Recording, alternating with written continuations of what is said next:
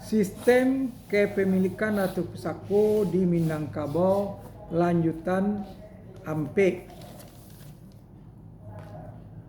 Pemindahan hak yang dikenal dengan saat sekarang itu adalah berikut. 1. Jual beli.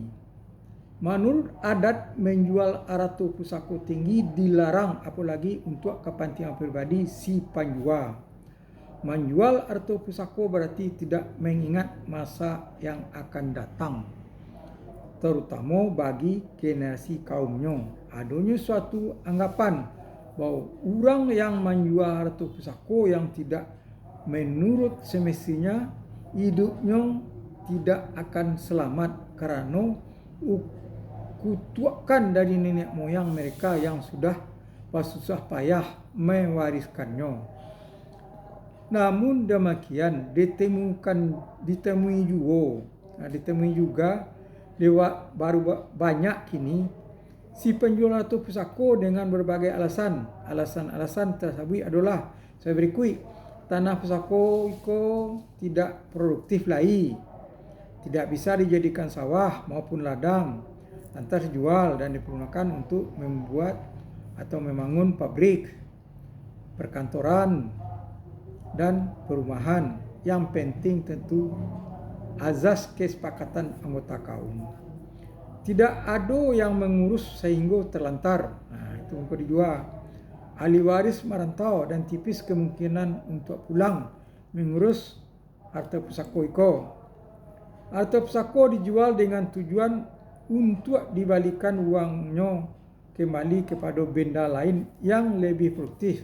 Benda itulah yang kemudian berstatus harta pusako.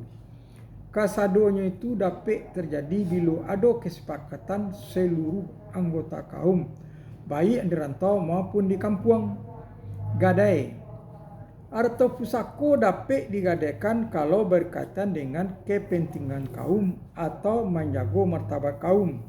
Ada tentukan adat harta pusako itu digadaikan bila ditemui hal sebagai berikut.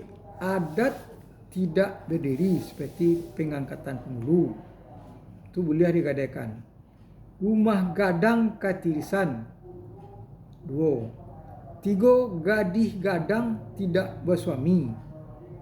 Ampe mayat tabu jua di tengah rumah. Gadai ko dapat dilaksanakan dengan syarat semua anggota ahli waris harta pusako tersebut sudah sepakat. Jadi untuk mengadakan harta pusako syaratnya sangat baik. Dengan digadaikan harta itu dapat ditebus kembali dan tetap menjadi milik ahli warisnya. Gadai indak tertebus dianggap hina. Itulah pepatah mengatakan kalau gadai saya nak tetapi itulah sangat ino nama itu. Sebab itu menggadai biasanya tidak jatuh pada suku lain, malangnya kepada kaum sabarek sapikua, kurang-kurangnya seberat sapikua yang bertetangga masih dalam suku itu juga. Jadi mengadai tidak boleh kepada suku lain, adalah kepada suku itu juga. Nan bapiti atau nama kepeang atau nama punya duit.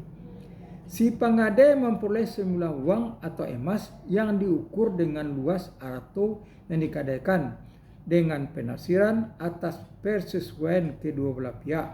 Bila sawah yang menjadi jaminan atau sebagai sando kurang sandera, maka boleh ditebusi oleh si pengadai paling kurang sudah 2 kali panen. Jika sudah 2 kali panen, turun sawah tidak juga ditebusi, maka hasil tetap dipungut oleh yang memberi uang atau emas tadi. Berkaitan dengan pegangan gadai itu, paralu juga disimak bunyi pasal 7 Undang-Undang 56 PRP tahun 1960 dan kurang Undang-Undang Pokok Agraria atau UUPA yang berbunyi, barang siapa yang menguasai tanah pertanian dengan hak gadai yang pada mulanya berlaku peraturan itu sudah berlangsung 7 tahun atau lebih, wajib mengembalikan tanah itu kepada pemiliknya dalam waktu sebulan setelah tanaman yang ada selesai dipanen.